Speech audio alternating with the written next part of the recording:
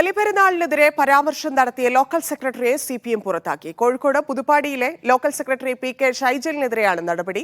WhatsApp ഗ്രൂപ്പിലെ ഷൈജലിന്റെ പരാമർശം വ്യാപക വിമർശനത്തിനിടയായിരുന്നു. വാട്സ്ആപ്പ് ഗ്രൂപ്പിലാണ് ഈ പരാമർശം ബലിപെരുന്നാളിനെതിരെ നടത്തിയത്. സിപിഎം ലോക്കൽ സെക്രട്ടറിയാണ് പുറത്താക്കിയിരിക്കുന്നത്. ഷബീർ ഒമാർ ചേരുന്നുണ്ട്. ഷബീർ, എന്തായിരുന്നു ഈ ലോക്കൽ സെക്രട്ടറി പറഞ്ഞത്? പാർട്ടി എന്ത് നടപടിയാണ് എടുത്തത്?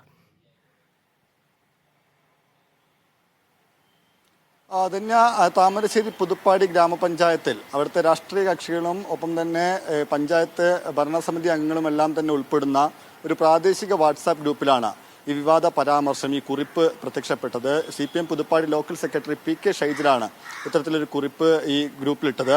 അതായത് പുതുപ്പാടി ഗ്രാമപഞ്ചായത്ത് മെമ്പറായിട്ടുള്ള ഒരു വ്യക്തി ഈ ഗ്രൂപ്പിൽ ബലിപെരുന്നാൾ ആശംസകൾ അറിയിച്ചൊരു കുറിപ്പിട്ടിരുന്നു. ഇതിന് താഴെയാണ് ഈ ബലിപെരുന്നാളിന്റെ വിശ്വാസപരമായ ആചാരങ്ങളെ ചോദ്യം ചെയ്തുകൊണ്ട് അതിനെ അധിക്ഷേപിച്ചുകൊണ്ടുള്ള ഒരു പരാമർശം അടങ്ങുന്ന കുറിപ്പ് ഈ CPMന്റെ പുതുപ്പാടി ലോക്കൽ സെക്രട്ടറി ആയിട്ടുള്ള പി.കെ. ഷൈജൽ ഇട്ടത്. ഇതിനെതിരെ പെട്ടെന്ന് തന്നെ ഈ കുറിപ്പ് പിന്നീട് സ്ക്രീൻഷോട്ടുകളായി പ്രചരിച്ചു.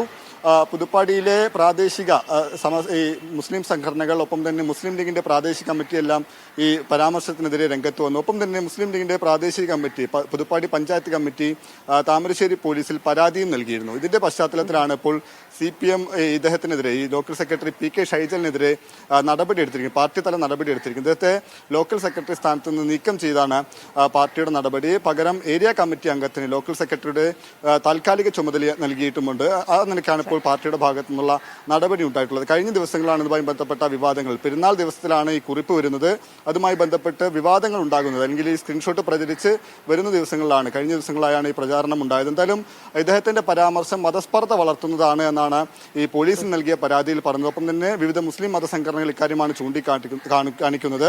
സൗഹാർദ്ദ അന്തരീക്ഷം തകർക്കാനുള്ള ശ്രമത്തിന്റെ ഭാഗമാണ് അദ്ദേഹത്തിന്റെ പരാമർശമെന്നാണ് എന്തായാലും ആക്ഷേപം വരുന്നത്. ഈ പശ്ചാത്തലത്തിൽ എന്തായാലും ഈ ആക്ഷേപത്തിന് പിന്നാലെ പി.കെ. ഷൈജൽ തന്നെ വിശദീകരണവുമായി രംഗത്തെത്തിയിരുന്നു. അദ്ദേഹം പറയുന്നത് ഒരു ഫോർവേഡ് മെസ്സേജാണ്, അല്ലെങ്കിൽ താൻ എഴുതിയിട്ടതല്ല, മറ്റൊരു സ്ഥലത്ത് നിന്ന് ലഭിച്ച മെസ്സേജ് ഫോർവേഡ് ചെയ്തതാണ് ഈ ഗ്രൂപ്പിലേക്ക്. ഒപ്പം തന്നെ വിശ്വാസികളെ വേദനിപ്പിച്ചെങ്കിൽ അതിൽ ഖേദം പ്രകടിപ്പിക്കുന്നുവെന്നുമാണ് പി.കെ. ഷൈജൽ പിന്നീട് വിശദീകരിച്ചത്. ധന്യ.